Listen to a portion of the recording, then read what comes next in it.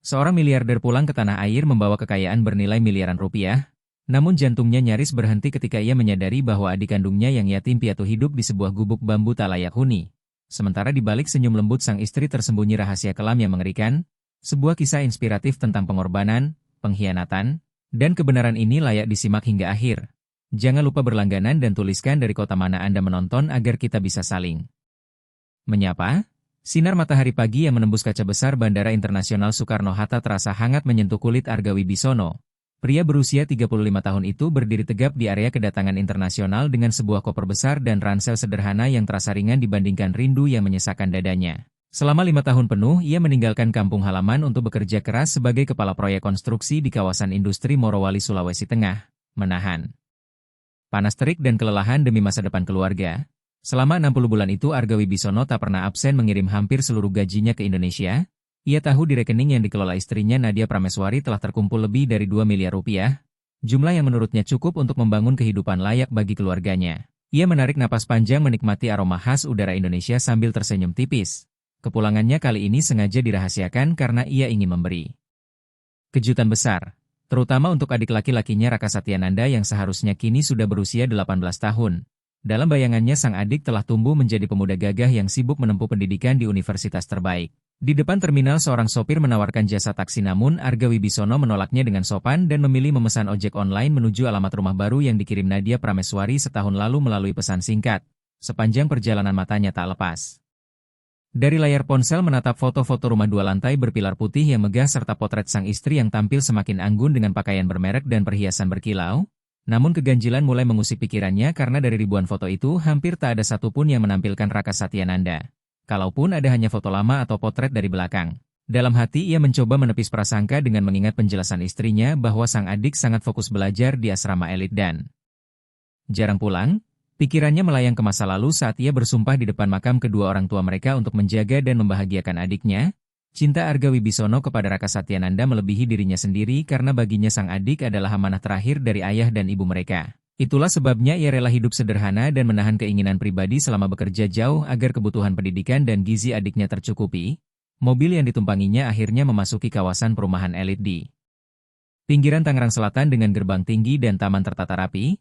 Ketika berhenti di depan rumah yang persis seperti di foto, jantungnya berdegup kencang karena kemewahan bangunan itu. Sebuah sedan putih baru terparkir di garasi luas. Setelah membayar ongkos, Arga Wibisono berdiri sejenak di balik pagar besi hitam yang menjulang. Merasakan keheningan lingkungan elit itu yang terasa begitu kontras dengan hiruk-pikuk dunia proyek yang selama ini ia jalani. Aku membayangkan wajah Nadia Prameswari yang pasti akan terkejut sekaligus bangga saat melihat suaminya pulang membawa keberhasilan. Dan betapa bahagianya aku nanti ketika menjemput Raka Satyananda dari asrama untuk merayakan kelulusannya dari sekolah menengah atas. Namun begitu kakiku melangkah mendekati pintu utama rumah itu, sebuah rasa janggal tiba-tiba menyergap dadaku karena bangunan tersebut terasa terlalu sempurna, terlalu dingin, seolah tidak menyisakan ruang sedikit pun bagi kenangan. Masa lalu kami yang sederhana. Dengan tangan sedikit gemetar oleh haru aku menekan bel rumah tanpa menyadari bahwa di balik pilar-pilar putih yang megah itu sebuah kebenaran pahit sedang menantiku. Kehidupan yang kubangun dari keringat dan pengorbanan selama 5 tahun ternyata hanyalah panggung sandiwara yang dirancang rapi oleh orang yang paling kupercaya. Nadia, aku pulang. Bisikku pelan nyaris tak terdengar. Sebelum pintu besar itu terbuka, daun pintu berukir tersebut berderit perlahan. Memperlihatkan sosok perempuan yang berdiri kaku, Nadia Prameswari yang kini berusia 32 tahun mengenakan gaun sutra pastel mahal. Wajahnya yang dipoles riasan sempurna sempat menunjukkan keterkejutan luar biasa sebelum dalam hitungan detik berubah menjadi senyum manis yang terasa dipaksakan. Ia memelukku erat sambil bertanya kenapa aku tidak memberi kabar sebelumnya. Sementara aroma parfum mahal yang menyengat langsung memenuhi indera penciumanku, sangat berbeda dengan aroma sabun sederhana yang dulu biasa ia pakai. Aku membalas pelukan itu, berusaha menekan keganjilan di hati lalu berkata bahwa aku ingin memberi kejutan untuknya dan Raka Satyananda. Ketika kutanya di mana adikku dan apakah ia sedang di rumah, Nadia Prameswari melepaskan pelukan dan menghindari tatapanku. Ia mengambil ranselku dan mengajakku masuk ke ruang tamu yang luasnya hampir menyaingi rumah lama kami dulu. Lantai marmer yang dingin dan lampu kristal di plafon tinggi membuatku merasa seperti tamu di rumah pejabat, bukan di rumahku sendiri. Dengan nada lancar seolah sudah dihafal, ia kembali menjelaskan bahwa Raka Satyananda tinggal di asrama khusus untuk persiapan masuk fakultas kedokteran dengan aturan ketat, ponsel disita dan kunjungan hanya sebulan sekali. Aku duduk di sofa kulit empuk sambil memandang sekeliling dan melihat botol-botol perawatan wajah mahal di meja rias serta tas-tas bermerek di lemari kaca. Semuanya tampak makmur namun ada sesuatu yang hilang. Aku bertanya dengan lembut kenapa tak ada satupun foto Raka Satyananda di ruang tamu ini. Karena di dinding hanya terpajang foto pernikahan kami dan foto Nadia Prameswari saat berlibur di Bali bersama teman-temannya. Ia tertawa kecil dengan nada sumbang dan beralasan bahwa adikku sudah besar dan malu jika fotonya dipajang. Lalu menyuruhku mandi sambil menjanjikan makanan spesial. Aku menurut meski langkah terasa berat, dan di kamar mandi pandanganku tertumbuk pada keranjang pakaian kotor yang terbuka dengan sebuah kaos lusuh penuh tambalan di bagian atas, pemandangan yang sangat kontras dengan kemewahan rumah ini. Ketika aku hendak menyentuhnya, Nadia Prameswari sigap menyambar keranjang itu dan berkata cepat bahwa itu hanya kain lap. Katanya itu baru saja dipakai pembantu untuk membersihkan gudang dan aku diminta tidak memikirkannya lagi. Ucap Nadia Prameswari dengan tergesa sambil membawa keranjang itu keluar kamar. Malamnya suasana makan malam terasa begitu sunyi bagiku. Meja makan dari kayu mahoni penuh hidangan lezat namun selera makanku lenyap. Aku merasa ada tembok tak terlihat yang sengaja dibangun Nadia Prameswari untuk memisahkanku dari Raka Satyananda. Setiap kali aku mencoba bertanya lebih jauh tentang lokasi asrama adikku, ia selalu mengalihkan pembicaraan ke soal biaya renovasi rumah atau rencana membeli tanah di samping rumah. Aku hanya terdiam mengamati istriku yang sibuk menghitung sesuatu di ponselnya sambil menyantap steak sapi. Dari luar kehidupan ini tampak normal sukses dan bahagia namun di balik senyum manis Nadia Prameswari dan kilauan perhiasan di jemarinya aku merasakan adanya retakan kecil. Sebuah rahasia yang tersembunyi rapi. Di balik pintu-pintu terkunci dan alasan yang terlalu sempurna, keesokan paginya aku terbangun dengan perasaan gelisah yang tak kunjung hilang dan melihat Nadia Prameswari masih terlelap dengan wajah tenang seolah tanpa beban. Karena tak bisa tidur lagi, aku memutuskan keluar rumah sebentar untuk menghirup udara pagi kampung yang sudah 5 tahun tak kurasakan. Aku meminjam sepeda motor tua milik Satpam Kompleks dengan alasan ingin bernostalgia ke pasar tradisional sekitar 2 km dari sana. Pasar itu masih sama seperti dulu, ramai becek dan dipenuhi teriakan pedagang. Aku berjalan menyusuri lorong-lorong pasar sambil sesekali menyapa orang-orang yang mungkin sudah lupa wajahku. Hingga di sudut tempat para pedagang sayur grosir membongkar muatan, langkahku tiba-tiba terhenti dan jantungku seakan berhenti berdetak. Di dekat tumpukan keranjang sayur busuk aku melihat seorang pemuda berpakaian sangat kumuh mengenakan kaos yang langsung ku kenal, kaos yang sama dengan kain lap yang disambar Nadia Prameswari kemarin sore. Tubuhnya kurus kering, tulang pipinya menonjol, rambutnya kusam tak terawat dan ia berjongkok memilah sisa sawi serta wortel yang sudah menghitam untuk dimasukkan ke kantong plastik kecil. Nama Raka Satyananda terucap lirih dari bibirku dengan suara tercekat namun ia tak mendengar karena sibuk mengusap keringat di dahinya dengan lengan baju kotor. Aku melangkah mendekat dengan kaki terasa seberat timah dan setiap langkah seolah menghancurkan bayanganku. Tentang asrama elit dan pendidikan kedokteran yang selama ini diceritakan Nadia Prameswari. Ketika suaraku meninggi memanggilnya, pemuda itu tersentak menoleh dengan mata cekung yang membelalak ketakutan. Saat mengenali wajahku, tubuhnya gemetar hebat dan kantong plastik berisi sayuran busuk terjatuh ke tanah becek. Ia berbisik parau memanggil namaku tanpa berani mendekat, bahkan justru mundur perlahan seakan ia kriminal yang tertangkap basah. Aku berteriak menanyakan kenapa ia ada di sini dan kenapa kondisinya seperti ini sementara istriku bilang ia tinggal di asrama. Mengabaikan tatapan orang-orang pasar, Raka Satyananda menggeleng cepat dengan air mata mengalir di pipi kotor sambil memohon agar aku pulang saja dan tidak melihatnya seperti ini. Aku mencengkeram bahunya yang ringkih dan memaksanya menjawab apa yang sebenarnya terjadi. Tubuhnya hanya tersisa tulang yang dibungkus kulit. Raka Satyananda tak menjawab sepatah kata pun dan justru berbalik lalu berlari sekencang mungkin meninggalkan area pasar. Aku tidak tinggal diam dan langsung mengejarnya menembus kerumunan orang hingga ia berlari ke pinggiran kampung melewati jalan setapak yang semakin menyempit sampai akhirnya tiba di area persawahan yang sunyi. Di bawah sebuah pohon tua yang rindang berdirilah sebuah gubuk bambu kecil dengan atap miring yang ditambal plastik hitam. Raka Satyananda berhenti di depan gubuk itu dengan napas tersengal lalu jatuh terduduk di tanah sambil menutupi wajahnya dan terisak. Aku berdiri mematung di belakangnya menatap bangunan yang lebih pantas disebut kandang ternak daripada rumah manusia. Di depan gubuk terdapat tungku batu sederhana dengan satu panci kecil berisi air bening dan beberapa helai sayuran layu yang tadi ia pungut dari pasar. Duniaku runtuh seketika karena kenyataan pahit ini menghantamku jauh lebih keras daripada kelelahan apapun yang pernah kurasakan selama bekerja jauh dari rumah. Semua uang miliaran rupiah, rumah megah berpilar putih dan cerita manis Nadia Prameswari ternyata hanyalah fatamorgana yang dibangun di atas penderitaan adik kandungku sendiri. Amarah membakar dari ujung kaki hingga kepalaku bercampur penyesalan mendalam karena kebutaanku sebagai kakak. Lututku lemas dan aku berlutut di tanah berdebu di hadapan Raka Satyananda. Tanganku gemetar saat menyentuh dinding gubuk bambu yang berdiri diterpa angin dengan anyaman berlubang yang ditambal koran bekas. Di dalam ruangan sempit itu hanya ada kasur tipis yang koyak dan satu-satunya benda terawat hanyalah foto lama ayah dan ibu kami di atas kotak kayu usang. Dengan suara pecah antara tangis dan amarah aku menuntut penjelasan tentang apa yang dilakukan Nadia Prameswari padanya. Namun Raka Satyananda hanya menunduk dengan bahu terguncang dan berkata lirih agar aku tidak menyalahkan istriku karena ia mengaku memilih tinggal di sini sendiri karena tak betah di rumah besar. Kebohongan itu terdengar sangat jelas di telingaku dan aku membentaknya agar berhenti berbohong sambil meluapkan semua amarah tentang uang miliaran rupiah yang kukirim setiap bulan selama 5 tahun untuk sekolah makan dan masa depannya. Aku bertanya kenapa ia justru memungut sisa sayur di pasar dan hidup di tempat yang bahkan tak layak bagi seekor anjing.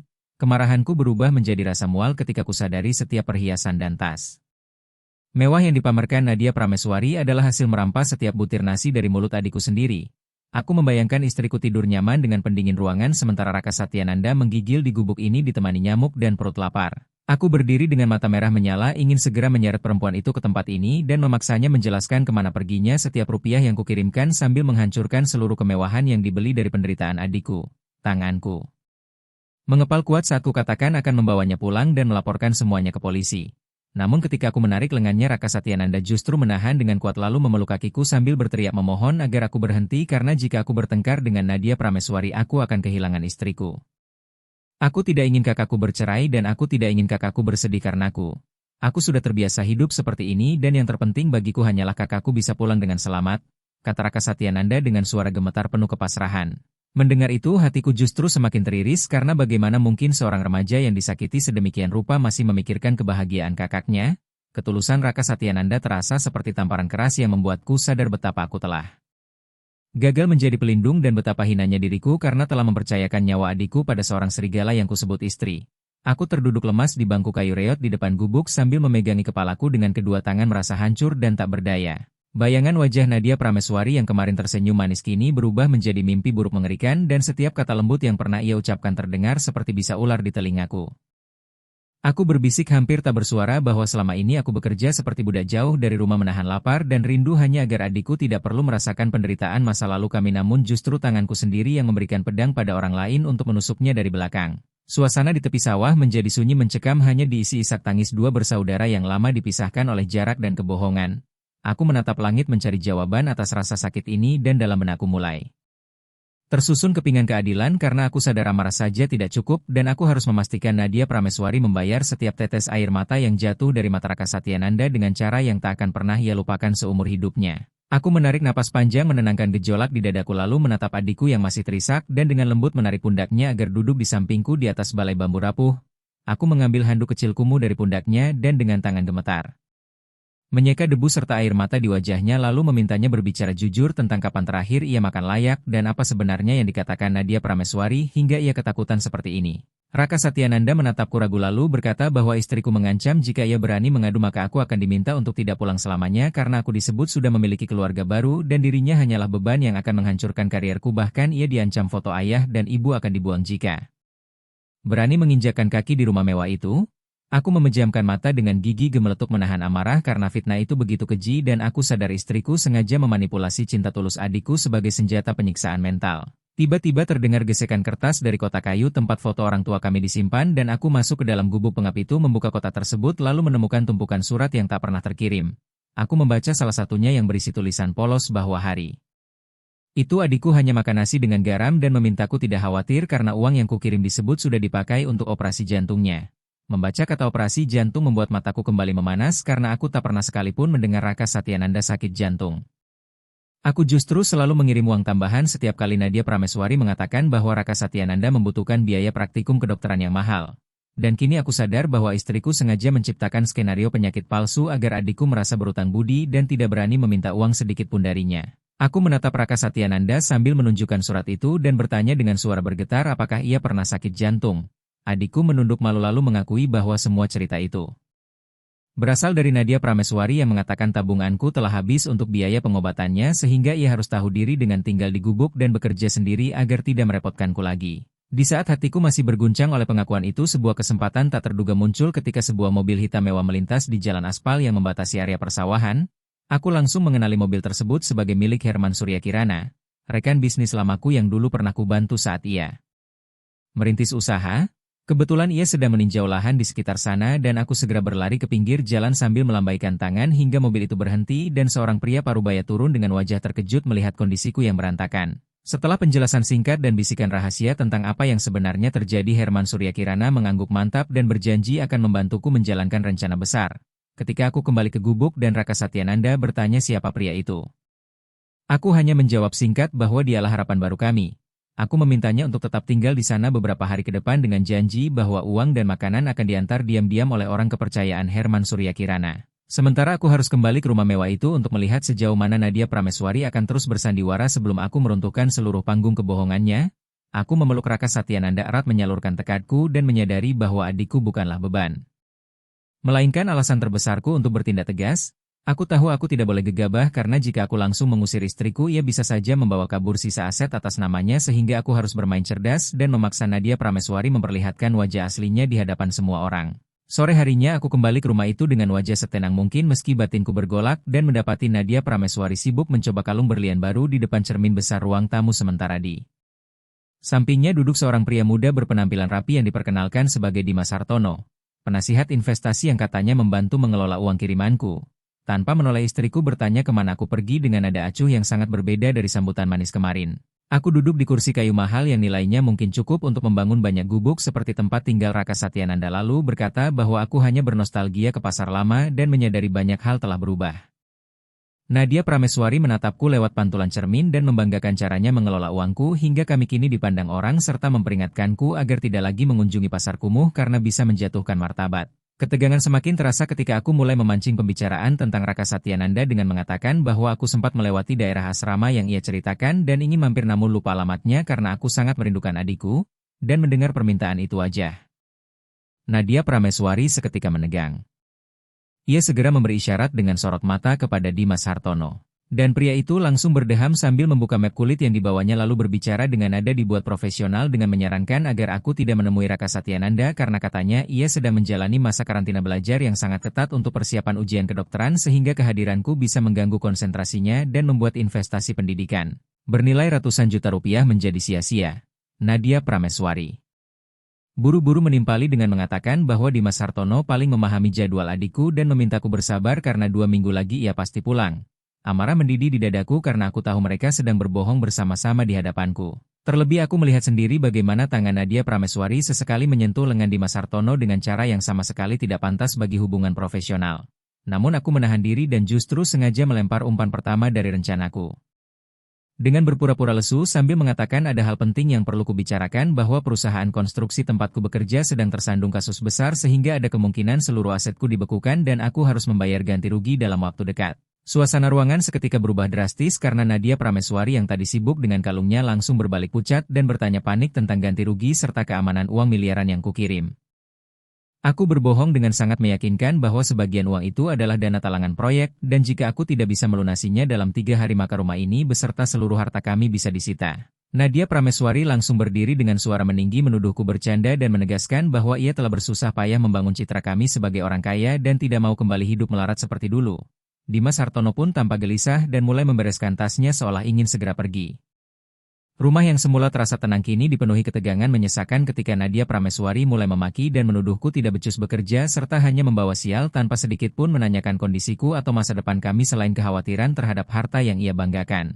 Ia berteriak agar aku mencari jalan keluar sendiri dan tidak menyentuh tabungan yang ada di tangannya sebelum membanting pintu kamar dan menguncinya dari dalam. Aku berdiri sendirian di ruang tamu megah itu menyadari bahwa istriku bukan hanya serakah tetapi juga telah bersiap untuk mengkhianatiku lebih jauh.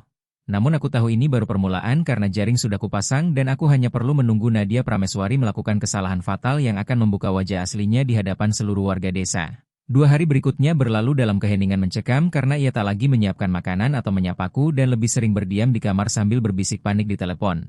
Sementara aku terus memantau Raka Satyananda dengan bantuan Herman Suryakirana. Hingga pada hari ketiga sebuah badai tak terduga datang lebih cepat dari rencanaku ketika pada sore hari dengan mendung menggantung rendah aku melihat sedan putih milik Nadia Prameswari melaju kencang ke arah persawahan. Firasat buruk langsung menyergapku dan aku memacu motor pinjaman untuk membuntutinya dari kejauhan sampai mobil itu berhenti tepat di depan jalan setapak menuju gubuk Raka Satyananda. Lalu aku bersembunyi di balik rimbunan bambu dan menyaksikan adegan yang menghancurkan hatiku. Nadia Prameswari turun dari mobil dengan langkah kasar. Wajahnya merah pada mulai amarah, sementara di depannya Raka Satyananda sedang duduk di depan gubuk mencoba menambal atap plastik yang bocor. Teriakannya yang melengking memecah kesunyian sawah hingga membuat adikku tersentak hampir terjatuh dari tangga bambu. Ia bertanya dengan suara gemetar apa yang terjadi, namun Nadia Prameswari memaki bahwa hidupnya terancam hancur gara-gara dia dan kakaknya yang bodoh lalu melempar tas plastik berisi pakaian lama Raka Satyananda ke tanah yang mulai basah oleh gerimis sambil menuduh bahwa ada orang datang menagih utang ke rumah karena katanya aku terlibat penipuan. Raka Satyananda menggeleng ketakutan dan berkata tidak tahu apa-apa karena aku tak pernah bercerita. Namun istriku menuduh itu hanya sandiwara dan mengatakan kami bersekongkol untuk menguasai uang yang ia pegang sambil mengklaim telah mengirim 1 juta rupiah setiap bulan ke rekening asrama adikku dan menuduhnya mencuri uang itu. Karena tinggal di gubuk ini, tuduhan kejam dan tak masuk akal itu membuat darahku mendidih di balik persembunyian karena aku tahu ia sedang membangun narasi baru untuk menyalahkan adikku atas uang yang sebenarnya tak pernah ia kirim. Raka Satyananda mencoba membela diri dengan suara bergetar mengatakan ia tak pernah menerima uang sepeser pun.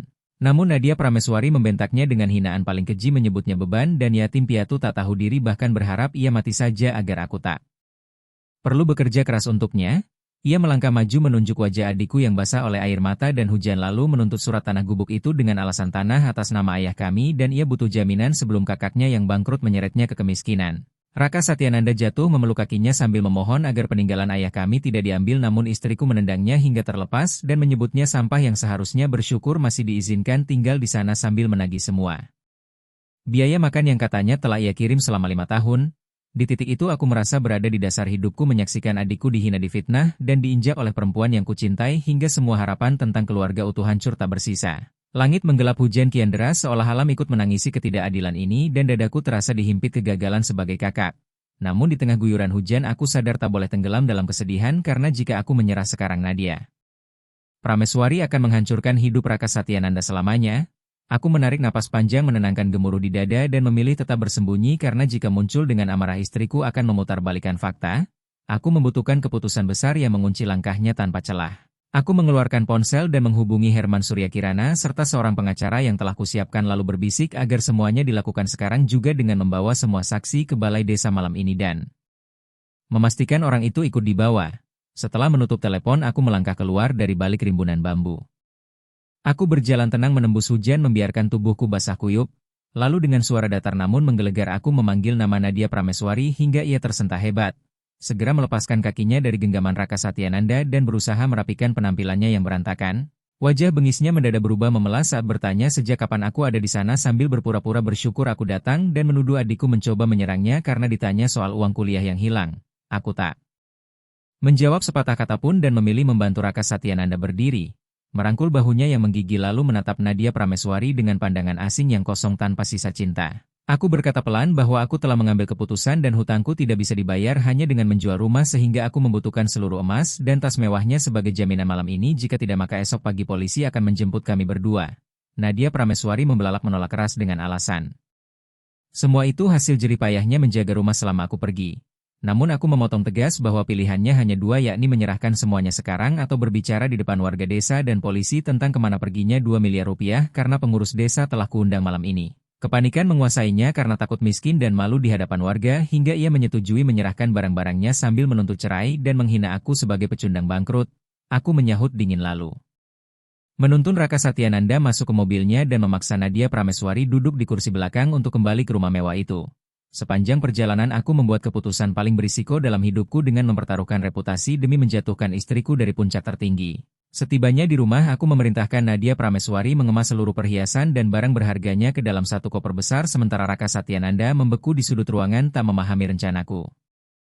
Aku menatap koper lalu menatap istriku yang memelotot penuh kebencian dan berkata bahwa malam ini semuanya akan berakhir dan kami akan mendapatkan apa yang seharusnya sejak awal. Aku menenteng koper itu menuju balai desa yang mulai ramai. Pilihan ini berat dan berisiko menghancurkan namaku jika meleset, namun inilah satu-satunya cara membebaskan Raka Satyananda dari penjara mental yang diciptakan Nadia Prameswari.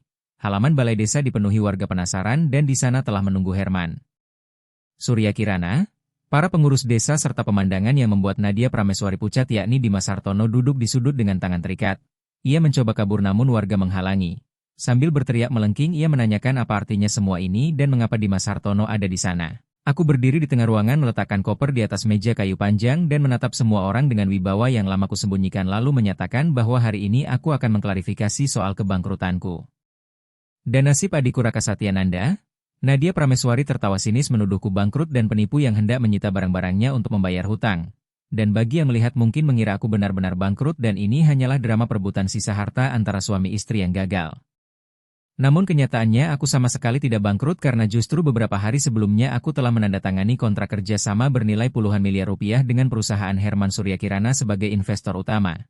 Seluruh cerita tentang utang di luar negeri hanyalah umpan yang sengaja kulempar untuk memancing Nadia Prameswari menunjukkan wajah aslinya. Dengan suara dingin aku berkata bahwa aku tidak bangkrut dan aku tahu uang 2 miliar rupiah yang kukirim tidak pernah masuk ke rekening asrama Raka Satyananda. Nadia Prameswari berteriak menyangkal dan menunjuk Dimas Hartono sebagai saksi, namun aku memberi isyarat pada Herman Surya Kirana hingga layar proyektor menampilkan mutasi rekening yang membuat seluruh warga terdiam karena sejak awal aku telah curiga melihat gaya hidup istriku yang tak masuk akal sehingga tanpa sepengetahuannya aku menyewa detektif swasta sebulan. Sebelum kepulanganku, rekaman percakapan telepon antara Nadia Prameswari dan Dimas Hartono diputar. Memperdengarkan suara istriku yang menertawakan dan merendahkanku sambil berkata agar aku dibiarkan bekerja seperti kuda sementara uangku mereka habiskan dan jika aku pulang maka adikku akan dituduh nakal dan diusir ke gubuk. Warga beristighfar mendengar kebejatan itu dan Nadia Prameswari jatuh terduduk dengan wajah cantik yang kini tampak mengerikan tertutup rasa malu.